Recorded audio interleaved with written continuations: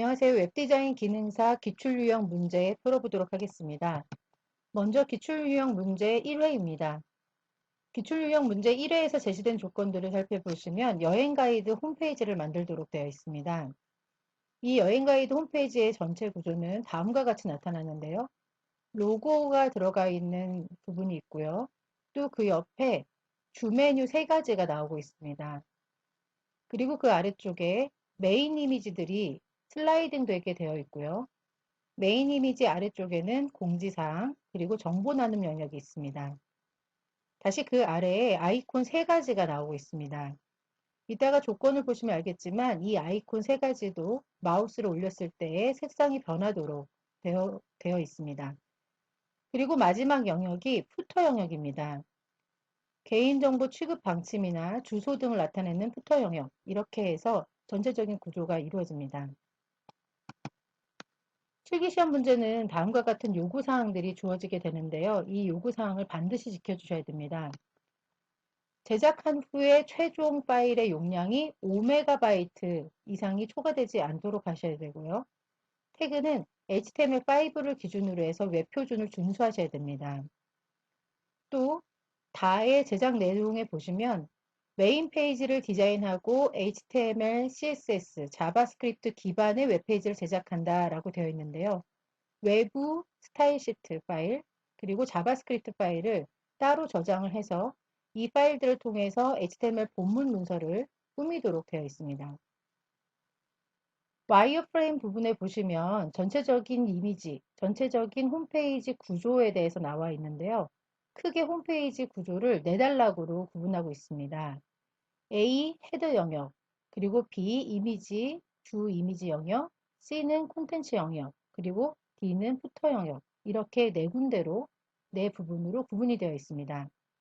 그리고 각각의 부분에 대한 픽셀의 사이즈가 오른쪽에 수치 데이터로 나와 있는데요.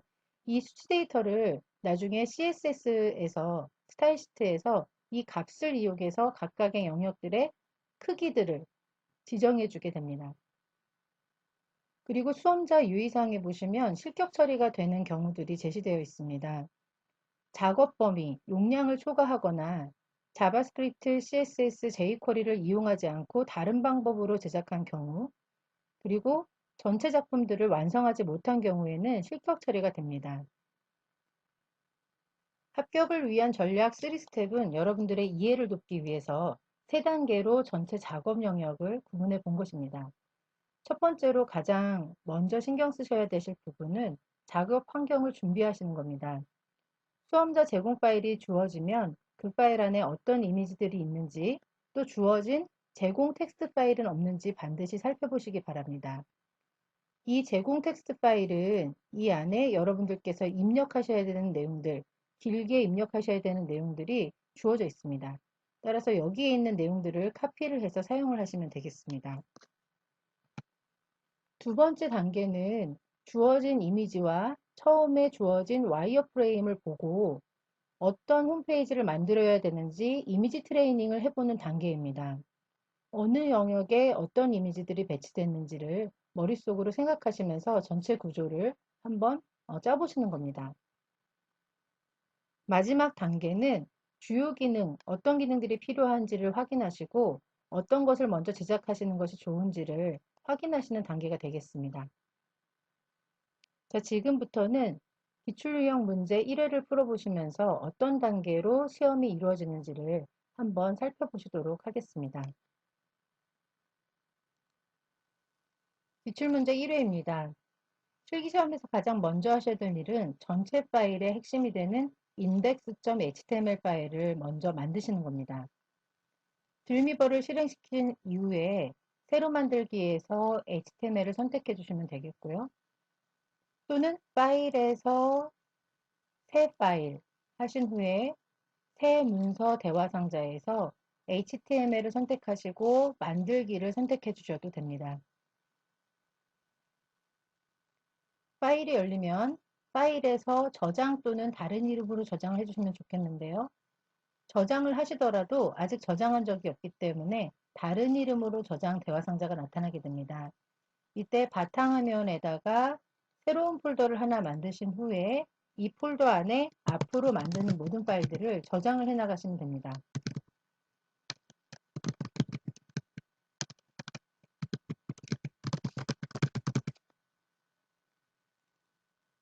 자, 이 폴더 안에 파일의 이름을 index.html로 해서 저장하도록 하겠습니다. 파일이 저장이 끝나면 제시된 조건에 의해서 인코딩 방식을 UTF-8로 선택하도록 되어 있습니다.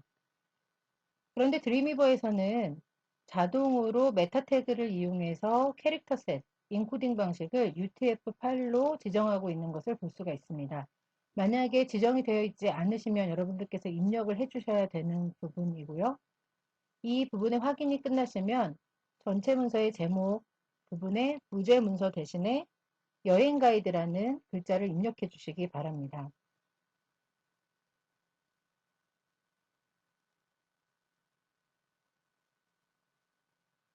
네, 제목의 입력이 끝나면 역시 저장하기를 눌러주시면 됩니다. 저장은 중간중간 책에 기입이 되어 있지 않더라도 여러분들께서 해주시는 것이 좋은데요. 컨트롤 S 단축키를 기억하셨다가 계속해서 저장을 해주시면 좋겠습니다. 다음 단계는 레이아웃과 기본 스타일을 지정하는 단계입니다. 전체 레이아웃이 헤더, 메인 이미지, 콘텐츠, 푸터 네 군데의 영역으로 이루어져 있기 때문에 먼저 본문 안에서 이 네 군데 영역을 구분하는 태그를 입력해 주도록 합니다. 자, 먼저 저는 바디 태그에서 헤드 태그부터 입력을 하도록 하겠습니다. 드림위버에서 다음과 같이 태그를 입력하려고 하면 태그를 입력할 수 있는 도움기가 나타나서 이렇게 태그를 선택할 수 있도록 되어 있습니다. 헤더 태그가 입력된 후에는 div 태그와 footer 태그 등을 이용해서 각 영역을 구분할 수 있도록 태그를 지정해 주시기 바랍니다. 또한 각 태그에 속해 있는 속성들을 이용해서 ID 이름과 클래스 이름들도 지정해 주시기 바랍니다. 네, 다음과 같이 헤더와 div 태그를 이용해서 영역들을 구분을 했습니다. 각 영역을 구분하는 글자들이 지금 들어가 있는데요. 이 글자는 안내 글자로서 어느 부분에 내용을 추가해야 되는지를 기록을 해 놓은 것입니다. 이 부분은 굳이 입력 안 하셔도 되겠지만 처음 하시는 분들은 혼란을 막기 위해서 글자를 입력하신 후에 나중에 지우면서 새로운 내용들을 기록하시면 되겠습니다. 다음은 각 영역에 대한 스타일을 지정할 수 있는 스타일 파일을 만들어 보도록 하겠습니다. 파일에서 새 파일을 선택하신 후에 나타난 새 문서 창에서 CSS 파일을 선택해 주시고 만들기를 눌러 주시면 됩니다. 그러면 스타일 시트를 지정할 수 있는 CSS 파일이 만들어지게 되는데요. 이때 이 파일도 파일에서 저장을 선택하셔서 미리 저장을 해주시면 좋습니다. 이때 index.html이 저장되어 있는 이 폴더 외에 새로운 폴더를 하나 만들어서 구조적으로 이 파일들을 저장해 나가시는 것이 좋습니다. 폴더 이름은 CSS라고 지정을 하고 이곳에다가 style.css로 저장을 하도록 하겠습니다.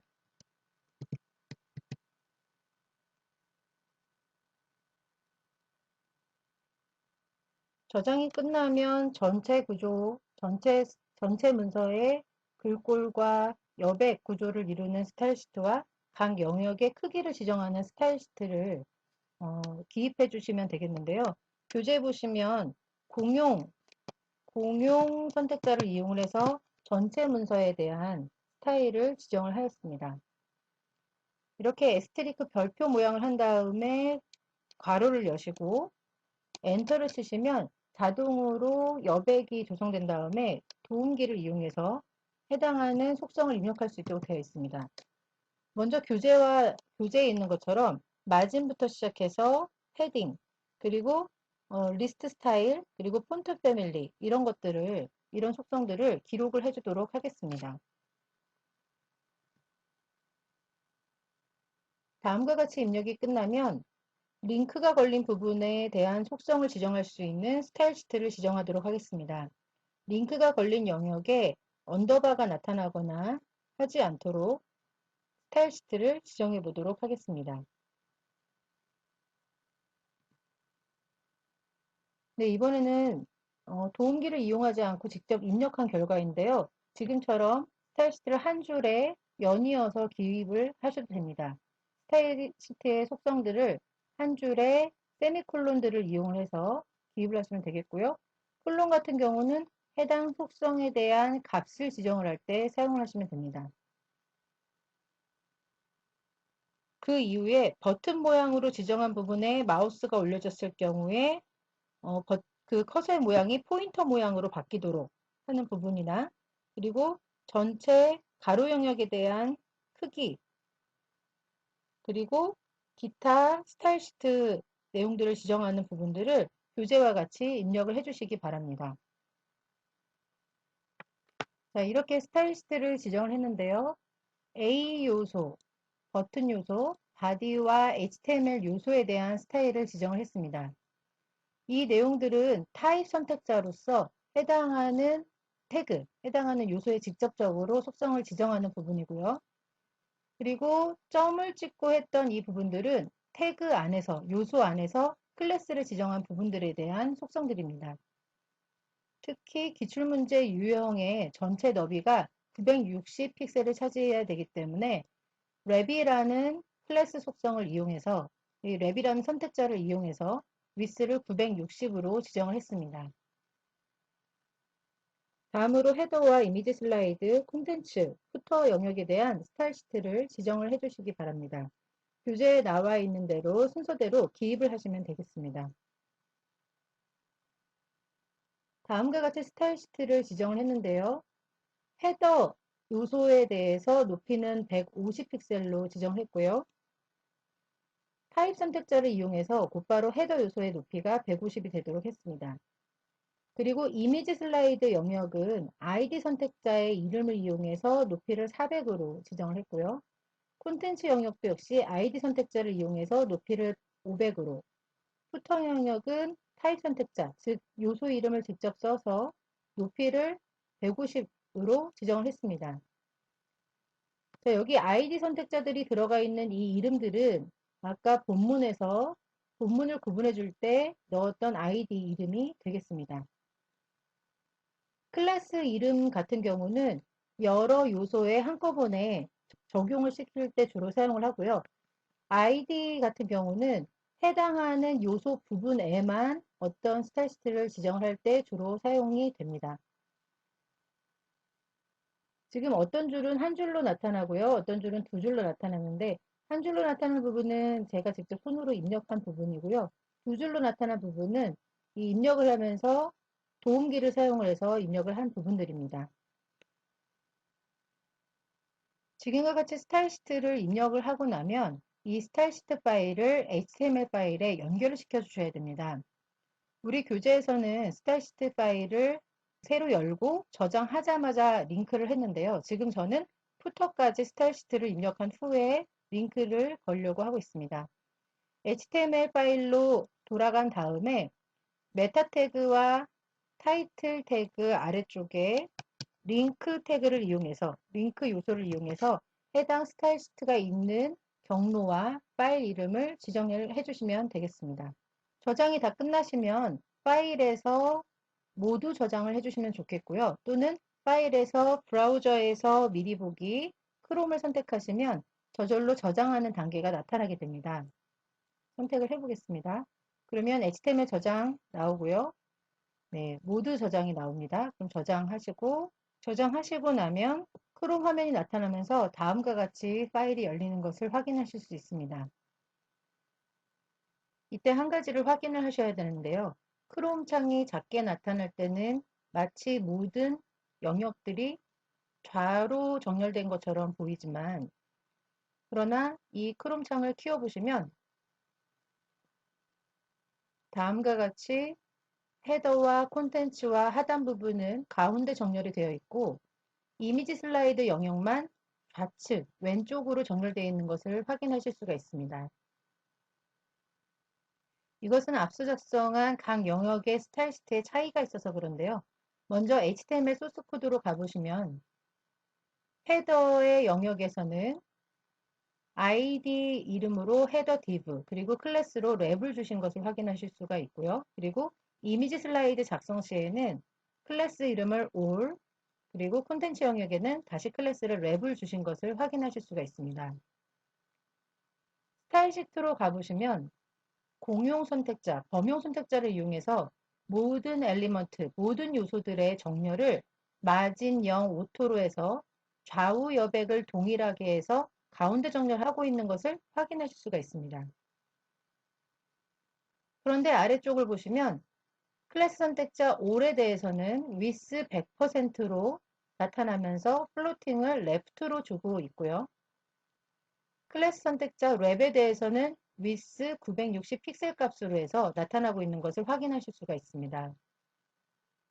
따라서 소스 코드 상에서 헤더, 콘텐츠, 하단 부분은 스타일 시트 상에서 가운데 정렬을 따르고 있지만 이미지 슬라이드 부분, 이미지 슬라이드에 all이라고 되어 있는 이 부분은 with 100% 플로팅 레프트를 따르기 때문에 왼쪽으로 정렬되고 있는 것을 확인하실 수가 있습니다. 또한 여기에서 클리어 선택자에 대해서 클리어 보스라고 선택되어 있는 부분이 있는데요. 이 부분은 플로팅을 할 때 레프트건, 라이트건 어떤 것이든지 다 새롭게 리셋을 할 때 활용을 합니다. 즉 기존에 되어 있는 부모 요소에서 전달받은 레프트 요소나 라이트 요소에 대해서 플로팅 레프트 라이트에 대해서 다 해제를 하는 속성이라고 생각하시면 되겠습니다. 이 클리어 부분은 HTML 소스 코드로 가보시면 각 단락의 마지막에 div 태그를 이용해서 div 요소를 사용해서 클래스 클리어라고 지정을 함으로써 윗단계의 플로팅을 따르지 않도록 다시 해제하는 속성으로 사용되고 있는 것을 확인하실 수가 있습니다. 지금까지는 스텝 1, HTML 문서 시작하기와 스텝 2, 레이아웃과 기본 스타일 지정하기를 해보았는데요. 이번에는 세 번째 스텝, 헤더 영역을 제작하고 구현하는 작업을 해보도록 하겠습니다. 헤더 영역에는 로고 이미지가 들어가게 되어 있는데요. 보통 로고 이미지를 간단하게 제작하거나 주어진 로고 이미지를 사용하도록 되어 있습니다. 기출 유형 문제 1회에서는 이미 주어져 있는 로고를 크기를 조정해서 사용하도록 되어 있기 때문에 해당 로고를 작업 폴더로 옮겨 놓는 것이 좋습니다. 앞서 만든 웹디자인 기능사 실기라는 폴더 안에다가 먼저 로고라는 폴더를 만들겠습니다.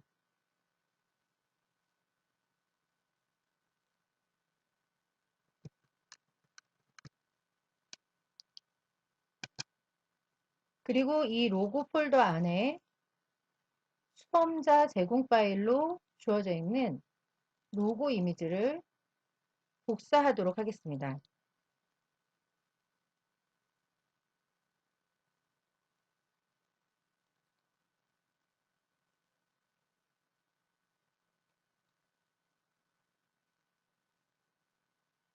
그리고 다시 드림위버로 돌아온 후에 바디 부분에서 헤더 영역으로 구분해 놓았던 헤더 div 영역 안에다가 로고 영역을 만들고 이미지를 삽입하도록 하겠습니다.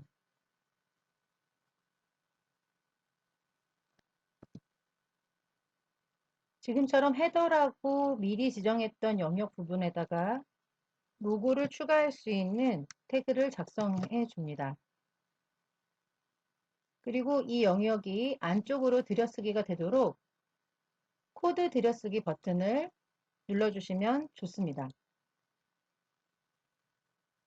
이렇게 입력을 하시고 나면 현재 로고 이미지는 크게 보이는 로고 이미지 그대로 나타나기 때문에 스타일 부분을 조정을 해서 로고 이미지가 작게 나타날 수 있도록 해보도록 하겠습니다. 스타일 시트로 가셔서 헤더 div가 작성되어 있는 라인의 아래쪽에다가 로고 이미지를 조정할 수 있는 스타일을 지정을 합니다.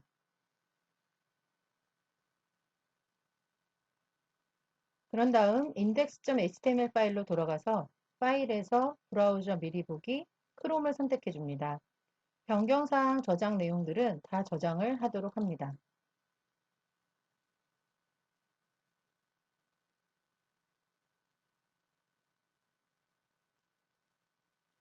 다음과 같이 로고 이미지가 작게 나타나고 있는데요.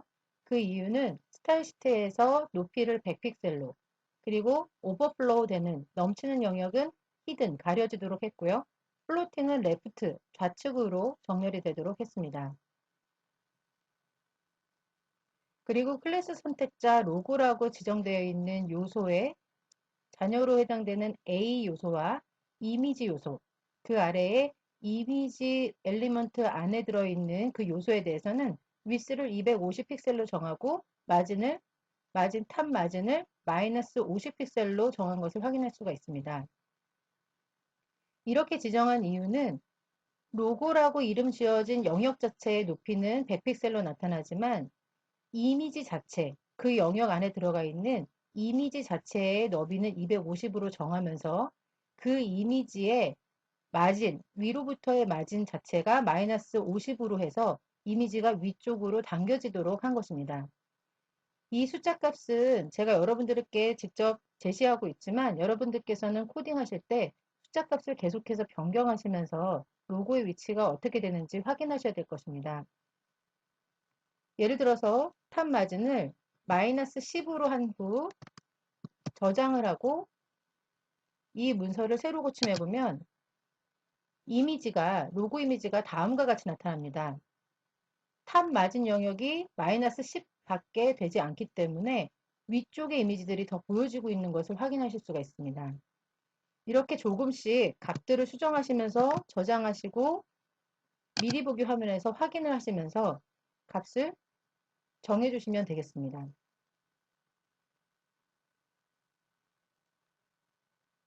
다음은 헤더 영역 안에 주 메뉴 부분을 작성하도록 하겠습니다. index.html로 돌아가서 로고를 입력한 영역 아래에다가 주 메뉴를 입력하도록 하겠습니다. 여러분들께서 보시는 교재에 나오는 코딩 순서와 같게 저도 이 앵커 태그, 닫는 앵커 태그를 한 줄을 내리고요. 그리고 로고 부분이 들어간 닫는 div 밑에다가 주 메뉴가 입력될 수 있도록 내비게이션 메뉴와 UL 태그, LI 태그를 이용해서 메뉴를 입력하도록 하겠습니다. 이렇게 주 메뉴를 입력하고 나서 링크는 반드시 기본 링크로 걸어주시기 바랍니다. 시험에서는 링크나 또는 Alt를 이용해서 해당 요소를 설명하는 설명글을 나타낼 때 기본적으로 다 입력을 하도록 되어 있습니다. 어떤 내용을 입력하시든 상관이 없지만 지금처럼 Alt 속성 그리고 ahref에서는 링크는 기본 샵으로 해서 입력해 주시면 되겠습니다.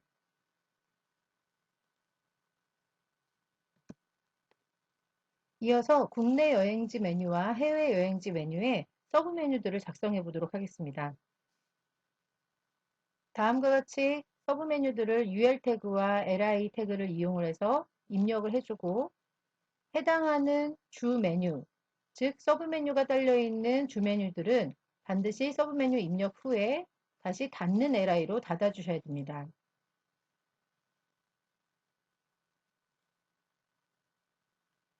이어서 주 메뉴와 서브 메뉴 부분에 스타일을 지정해 보도록 하겠습니다. 스타일 지정 전에 현재 37번째 부분에 태그에서 시작하는 기호가 빠져서 일단 넣어주도록 하고요. 이 상태에서 스타일 시트로 갑니다. 스타일 시트에서 메뉴 부분을 입력할 수 있도록 로고 부분 아래쪽에다가 여백을 준 후에 주 메뉴와 관련된 스타일을 지정을 해줍니다. 이렇게 입력을 해주면 주 메뉴 태그, 내비게이션을 이용한 주 메뉴 태그는 타입 선택자로서 해당하는 영역에 플로팅을 right로 주었고요. 마진 영역은 탑으로부터 30픽셀 떨어지게 하고 그리고 패딩은 10픽셀을 주었습니다. 그리고 내부 태그 안에 내비게이션 태그 안에 클래스 이름을 다시 내부로 정했었는데요. 그 클래스 이름이 지정된 부분의 영역에 너비나 높이는 다음과 같이 지정을 해주었습니다. 이 부분도 역시 여러분들께서 숫자 값을 조정하시면서 미리 보기를 해가시면서 어떻게 달라지는지를 조정해 보시면 좋겠습니다. 주 메뉴에서 클래스 이름을 내부라고 정했던 영역에 크기나 높이 그리고 플로팅을 다시 지정을 했는데요. 해당하는 클래스 이름 내부 안에 li 태그에 대해서 li 요소에 대해서 플로팅은 레프트로 지정을 해서 왼쪽에서 하나씩 나란히 정렬되도록 했고요. 텍스트 얼라인은 센터로 해서 글자들을 썼을 경우에 중앙으로 정렬되도록 했습니다. 그리고 화면을 기준으로 해서 화면 상단 좌측을 기준으로 해서 상대적인 좌표를 부여하는 포지션을 부여했고요. 그리고 하나의 상태에서 다른 상태로 변경될 때의 애니메이션 속도를 0.4초로 지정했습니다. 또한 주 메뉴 위에 마우스가 올라갔을 경우에 색상이 변경되도록 백그라운드 컬러를 호버라는 특성을 이용해서 지정하였습니다. 다음은 주 메뉴 아래에 나타나는 서브 메뉴에 대한 스타일을 지정해 보도록 하겠습니다. 주 메뉴 스타일이 지정된 부분의 아래쪽에다가 서브 메뉴에 관한 스타일을 지정을 해줍니다.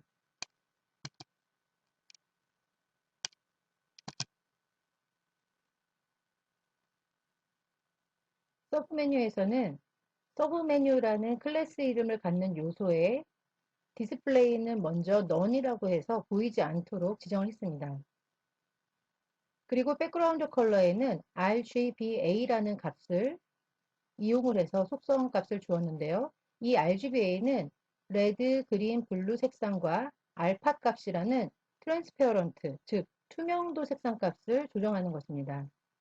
이 A 값은 0부터 1까지 값을 갖고요.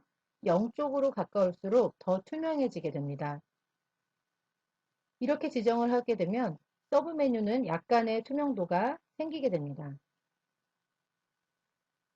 또한 G 인덱스 값을 부여를 했는데요. 이 G 인덱스 값이라는 것은 포토샵에서 레이어와 같은 개념입니다.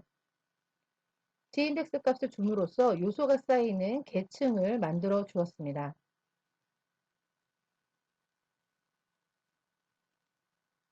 이렇게 서브 메뉴에 대한 스타일 적용이 끝나면 역시 미리 보기를 통해서 현재까지의 상황을 확인을 합니다. 모두 저장하라는 단계들이 나오면 모두 확인을 누르고 저장을 해줍니다.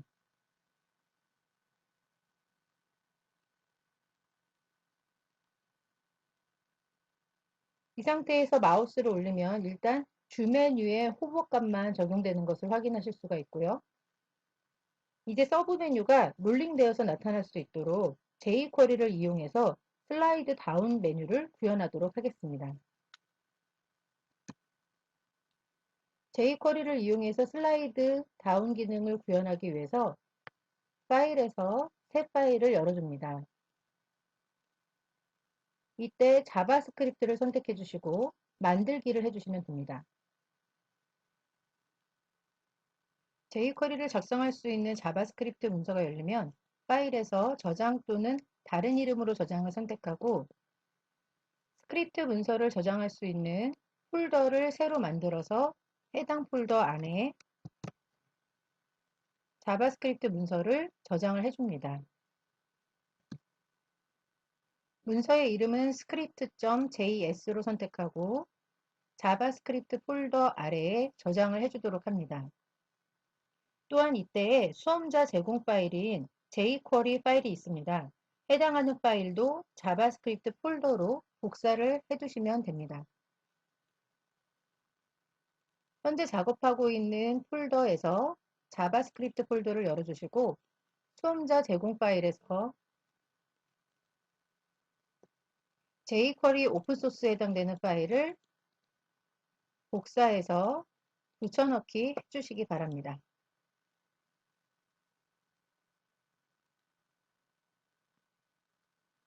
다시 드림위버로 돌아와서 주 메뉴에서 서브 메뉴로 슬라이드 될 수 있도록 jQuery를 작성해 주도록 합니다. 다음과 같이 작성을 하게 되면 클래스 이름이 내부인 요소의 자녀 요소인 li, 리스트 요소 안에 있는 어떠한 요소에 마우스가 위로 올라가게 되면 마우스가 그 영역 안으로 진입하게 되면 해당하는 그 요소의 잔여 요소에 해당되는 것 중에서 서브 메뉴라고 클래스 이름이 붙여진 것에 대해서 슬라이드 다운이라는 애니메이션 기능이 실행이 됩니다. 반대로 마우스가 해당하는 영역에서 리브, 벗어나게 되면 해당하는 요소의 잔여 요소로서 서브 메뉴라고 클래스 이름이 붙여져 있는 요소에 슬라이드 업이라는 애니메이션이 실행이 됩니다.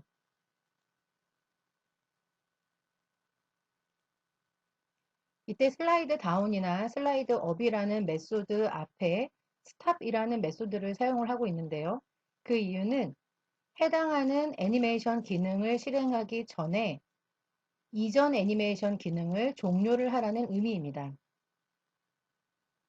여기까지 작성이 된 후에 자바스크립트 JS 이 파일을 index.html 본문에 연결하도록 하겠습니다. 지금까지 한 상황을 파일에서 저장을 한번 해주시고요. index.html로 돌아간 후에 CSS 파일을 연결했던 링크 태그 다음에다가 다음과 같이 작성을 해서 자바스크립트 문서들을 연결을 해줍니다. 이때 jQuery가 작성되어 있는 javascript.js라는 파일은 differ라는 속성을 이용해서 연결을 해줄 필요가 있는데요. differ라는 속성은 해당하는 내용을 지연하는 속성입니다.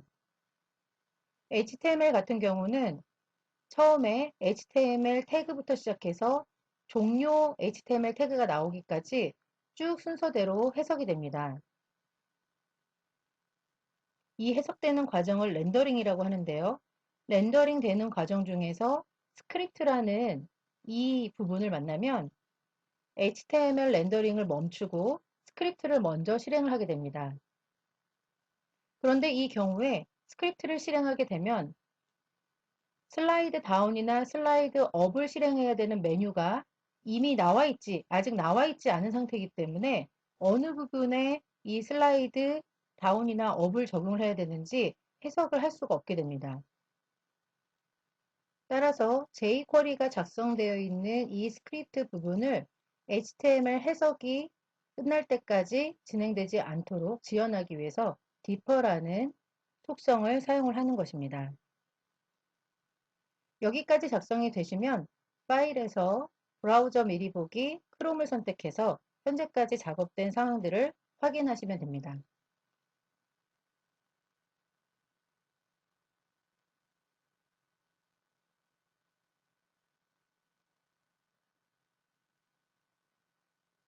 주 메뉴에서 서브 메뉴로 슬라이딩이 되고 있는 것을 확인을 해줍니다. 다음으로 네 번째 스텝 메인 이미지 영역을 제작하고 슬라이드 기능을 구현해 보도록 하겠습니다. 먼저 수험자 제공 파일에 주어진 메인 이미지 세 가지를 확인하신 후 현재 작업하고 있는 폴더에 이미지즈라는 폴더를 만드시고 슬라이드라는 폴더를 그 안에 만드셔서 태그 이미지를 복사를 해두시기 바랍니다.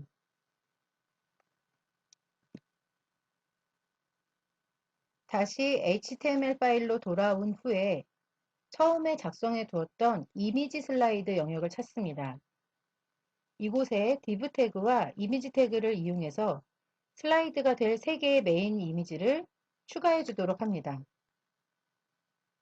경로에 맞게 이미지를 추가한 후에 여기에 다시 이미지 위에 나타나게 될 글씨를 입력해 주도록 합니다. 다음과 같이 글씨를 입력한 후에 저장을 해 주도록 합니다. 이제 메인 이미지와 글씨 부분에 대한 스타일을 지정해 보도록 하겠습니다.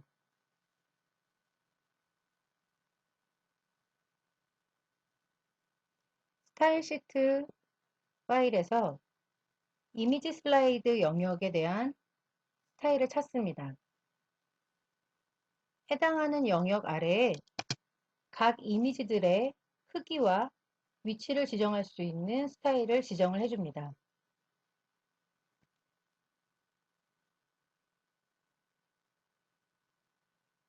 이렇게 지정을 하게 되면 이미지스라고 클래스 이름이 지정된 영역의 위치와 오버플로우가 지정이 되고 높이와 너비가 지정이 됩니다.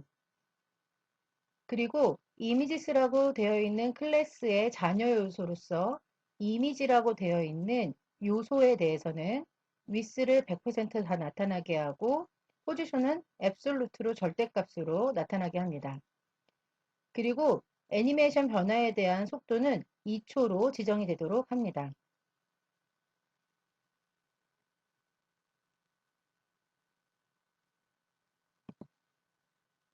그 다음에 글씨에 대한 스타일을 지정을 해주도록 합니다.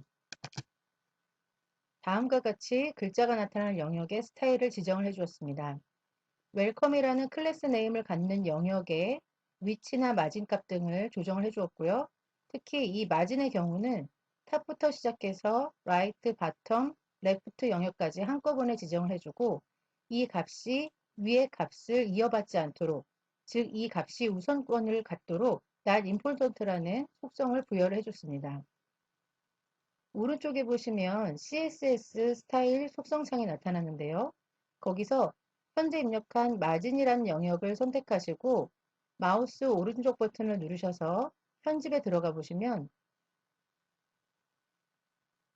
해당하는 마진 영역의 값이 어떤 순서로 지정되어 있는지를 확인하실 수가 있습니다. 또한 웰컴이라는 영역은 둥글게 굴려지게 나타나게 하기 위해서 보더 레디어스를 30픽셀을 주었습니다. 그러면 사각형으로 나타나지 않고 모서리가 둥근 사각형으로 바뀌어서 나타나게 됩니다.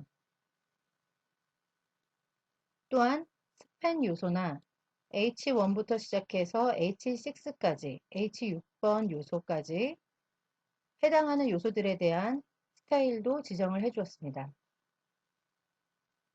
다음은 메인 이미지의 슬라이드 기능을 구현하기 위해서 jQuery를 이용해서 기능들을 구현해 보도록 하겠습니다. 스크립트 JS 파일로 돌아간 후에 먼저 입력했던 영역 다음에다가 다음과 같이 입력해 줍니다. 먼저 스타트 함수를 호출을 하는데요. 이때 변수를 두 개를 만들어서 각각의 변수 값을 2와 0으로 세팅을 해 두었습니다. 스타트 함수의 내용은 다음과 같습니다. 이미지즈라고 되어 있는 클래스의 하위에 자녀 요소로서 이미지 요소가 있을 경우에 그 이미지 요소의 첫 번째 인덱스의 형제들을 나타내는 이 cblings라는 함수를 이용해서 형제 요소들을 찾은 후에 그것들의 요소들의 마진 레프트 값을 마이너스 2000 픽셀로 바꿔줍니다.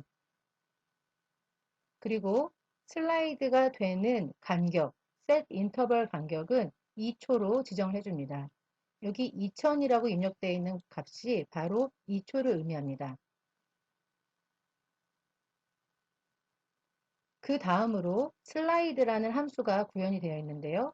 이 함수의 내용은 위에서 작성한 now라는 변수의 값에다가 다음과 같은 값을 비교해서 넣게 되어 있습니다. now라는 변수 값이 images라는 변수에 들어있는 값과 는 일치하는가 라고 물은 후에 일치하게 되면 now에다가 0을 넣게 되고요. 그렇지 않으면은 1을 더해서 넣게 됩니다.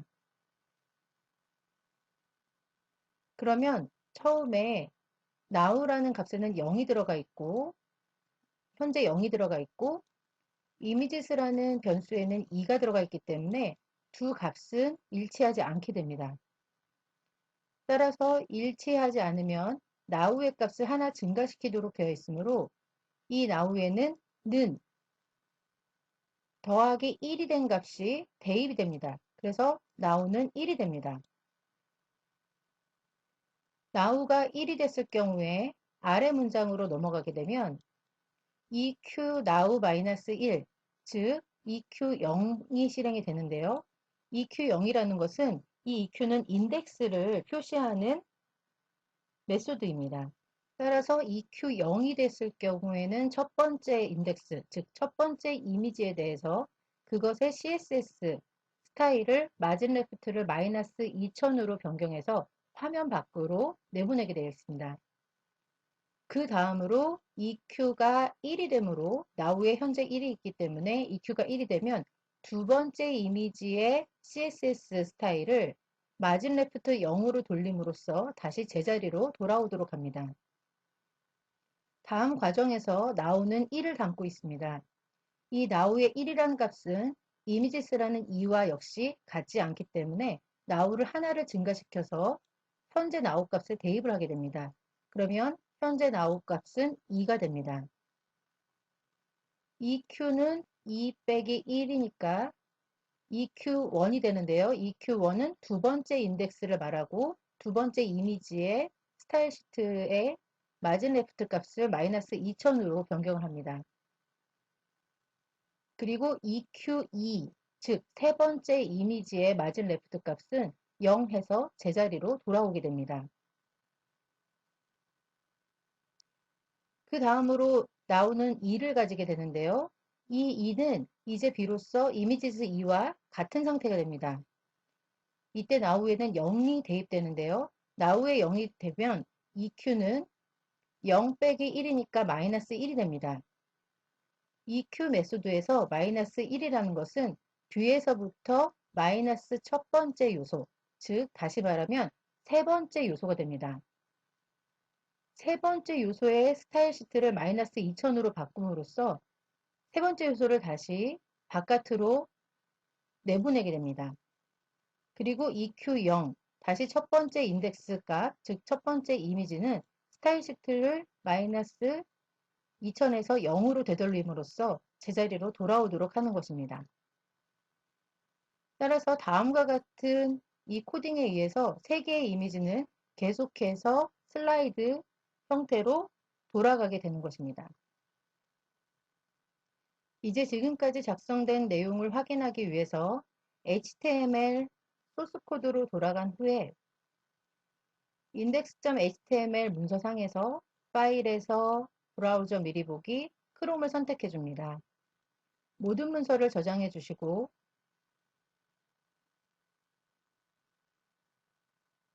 미리 보기 창이 나타나면 가운데 화면에 나타나는 이미지 슬라이드가 잘 되고 있는지, 잘 구현되었는지 확인해 봅니다.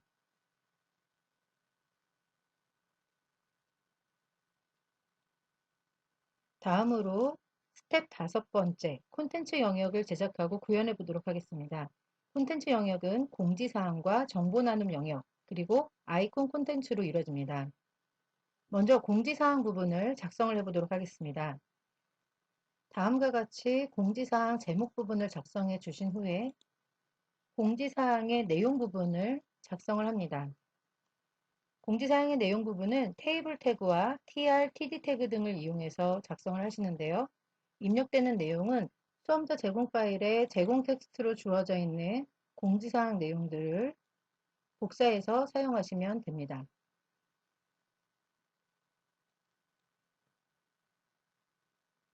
다음과 같이 6행 2열의 표를 삽입을 하고 나면 공지사항에 대한 스타일을 지정을 합니다. style.css 파일로 이동한 후에 공지사항과 관련된 스타일 부분을 작성합니다. 이때 노틱스라는 클래스 이름을 가진 영역의 크기를 지정을 해주시고 플로팅은 레프트로 지정을 했습니다. 또 테이블 태그에 대해서 보더 클래스, 즉 표의 테두리를 지정하기 위해서 사용하는 이 속성을 이용해서 표의 테두리 선을 통합해서 겹쳐서 나타나도록 했습니다. 또한 표 안에 나타나는 글자의 크기는 0.92m을 사용했는데요. 이것은 배수를 나타내는 것으로서 원래 크기보다 0.9배로 작게 나타나도록 했습니다. 또한 표 안에서 테이블 클래스로 지정되어 있는 것에 후손 선택자인 tr 태그, 즉 후손에 해당되는 모든 tr에 해당되는 것의 자녀인 th에는 패딩을 5픽셀을 주었습니다. tdl도 역시 패딩을 5픽셀을 주었고요. 클래스 테이블 아래에 후손에 해당되는 tr 태그, 두 번째 해당되는 요소마다 백그라운드 컬러를 이렇게 지정을 해 주었습니다. 클래스 이름 테이블에 해당되는 것에 두 번째 후손에 해당되는 모든 것들에 대해서 백그라운드 컬러를 변경하고 있는데요. HTML 코드로 돌아가 보면 클래스 이름 테이블에 대해서 후손에 해당되는 TR이 여러 개가 있습니다. 이 여러 개의 TR 요소들 중에서 두 번째 해당되는 것들에만 백그라운드 컬러를 지정하고 있습니다. 다음과 같은 과정이 완료가 되면 파일에서 브라우저 미리 보기에서 크롬을 선택해서 현재까지 작업된 결과를 확인을 해주도록 합니다.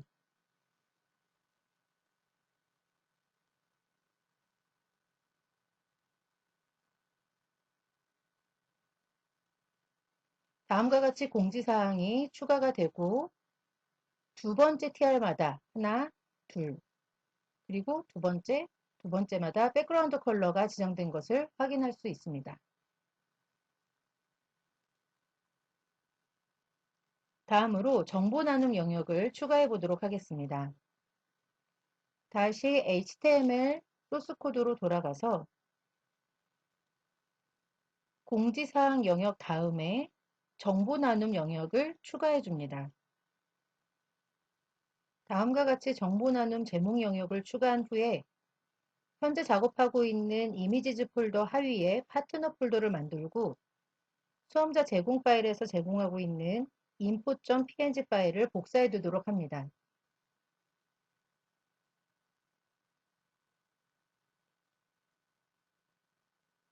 다시 index.html로 돌아와서 해당하는 이미지를 추가해 주도록 합니다. div 태그를 이용해서 이미지가 들어갈 영역을 구분하고 해당하는 이미지의 경로를 쓴 후 이미지의 크기를 400 그리고 높이 150 픽셀로 해서 지정해 주었습니다. 이제 정보 나눔 영역에 대한 스타일을 지정해 보도록 하겠습니다. style.css 파일로 돌아간 후에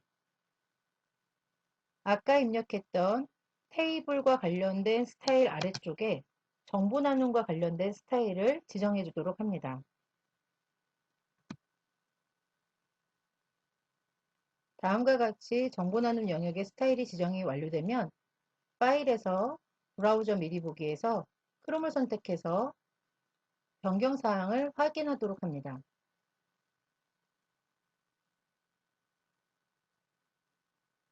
이제 이 정보 나눔 영역을 클릭할 경우 입력 폼 문서가 새 창으로 나타나도록 해보겠습니다. index.html로 돌아간 후에 새로운 HTML 파일을 열어줍니다.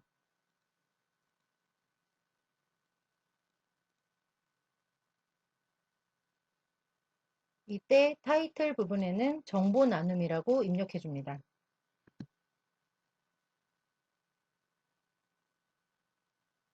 바디 영역에 폼 태그와 테이블 영역을 이용을 해서 해당하는 폼 모양을 완성하도록 합니다.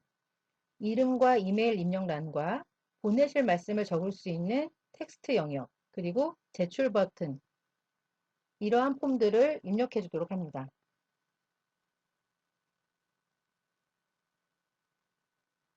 인풋 태그를 이용해서 다양한 폼을 입력을 했고요. 텍스트 에어리어를 이용해서 텍스트를 넣을 수 있는 입력 상자를 만들었습니다.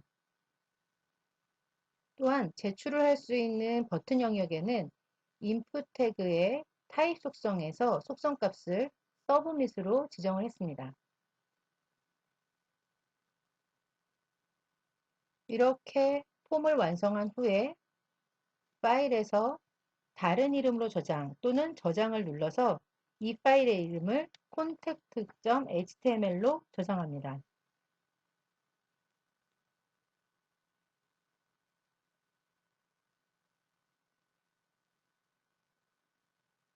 이제 새 창이 열리는 부분을 jQuery로 구현해 보도록 하겠습니다.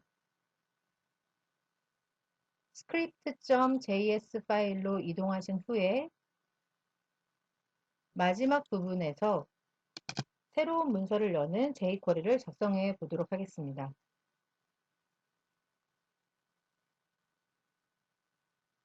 다음과 같이 함수를 지정을 했는데요. 윈도우 오픈이라는 함수는 윈도우를 열어주는 함수로서 context.html 파일을 열어줍니다. 툴바는 나타나지 않게 하고 위치도 지정하지 않았으며 메뉴바나 리사이즈가 가능하도록 하지 않았습니다. 스크롤바도 나타나지 않도록 했고요. 사이즈는 가로는 500, 세로는 높이는 300픽셀로 나타나도록 지정하였습니다.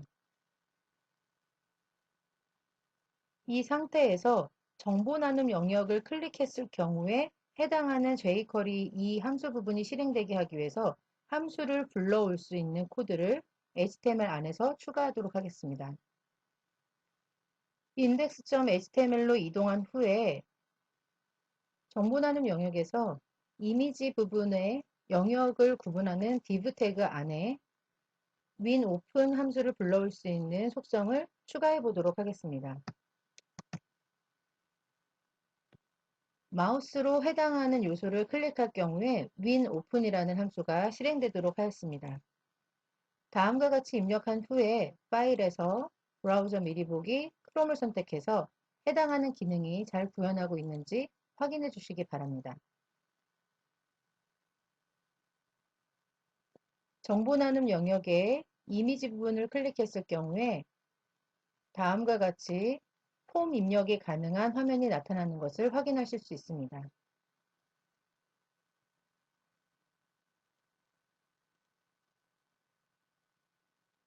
다음으로 아이콘 콘텐츠를 추가하고 아이콘 콘텐츠 영역에 스타일을 지정해 보도록 하겠습니다. 아이콘 콘텐츠에 주어진 이미지 세 가지가 있기 때문에 이 해당하는 이미지 세 가지를 이미지즈 폴더 밑에 아이콘즈라는 폴더를 만들고 복사시켜 주시기 바랍니다. 현재 작업하고 있는 이미지즈 폴더 밑에 아이콘즈를 작성하고 아이콘즈 폴더 밑에 3개의 이미지를 복사하였습니다. index.html에서 해당하는 이미지들과 각 이미지들에 대한 글자들이 버튼 모양으로 나타나도록 HTML 코드를 작성해 줍니다.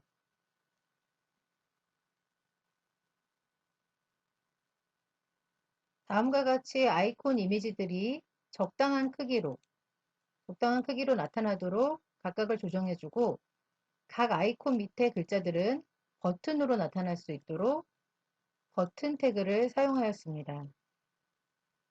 이제 스타일 시트에 가서 해당하는 아이콘 콘텐츠 영역에 스타일을 지정해 보도록 하겠습니다. 정보 나눔 영역을 지정했던 파트너 영역 다음에 아이콘 콘텐츠 스타일을 다음과 같이 입력합니다. 다음으로 버튼에 마우스를 올리면 해당하는 버튼이 강조되어 보이게 하기 위해서 다음과 같이 입력해 줍니다.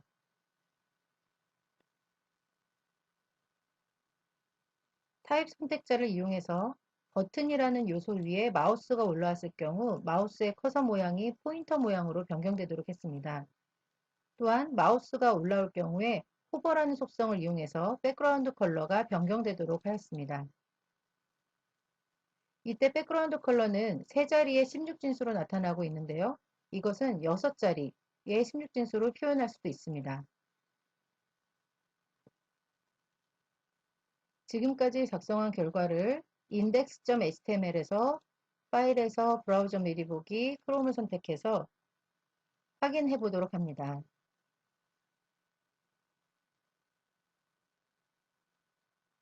특히 아이콘 콘텐츠의 버튼 영역 위에 마우스를 올렸을 경우에 호버를 이용해서 색상이 지금과 같이 변경이 잘 되는지 확인하도록 합니다.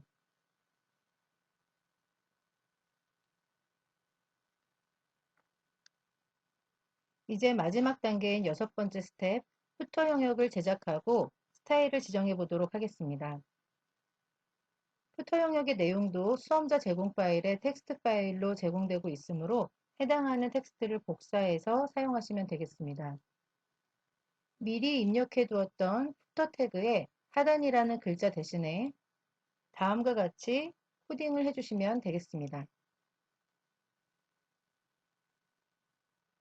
div 태그를 이용해서 클래스 이름은 랩이라고 해서 처음에 지정했던 width 960 픽셀을 갖는 클래스 이름으로 지정하고 해당하는 내용들을 ul 태그와 p 태그를 이용해서 입력을 하였습니다.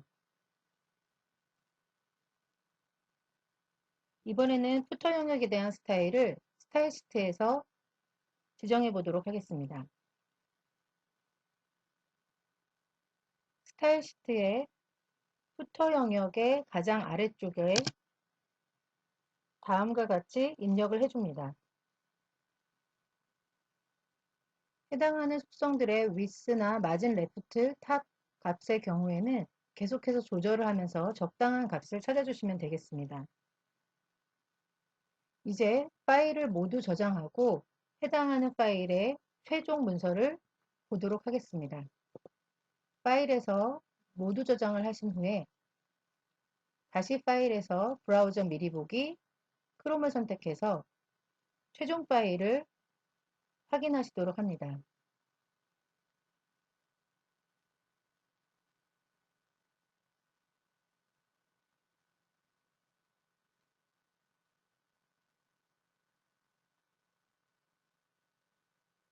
최종 파일이 끝난 후에 반드시 하셔야 될 작업이 있습니다. 모든 파일을 종료하고 최종으로 만든 웹디자인 기능서 실기라는 폴더 이름에 최종의 값이 5MB를 넘지 않는지를 확인하셔야 됩니다. 현재 만들어진 최종 파일은 1.2MB로 나타나고 있습니다. 모든 작업이 끝나시면 해당하는 폴더 및 파일을 포함해서 제출을 하시면 되겠습니다. 이상으로 기출문제 유형 1회 풀이를 마치도록 하겠습니다. 수고하셨습니다.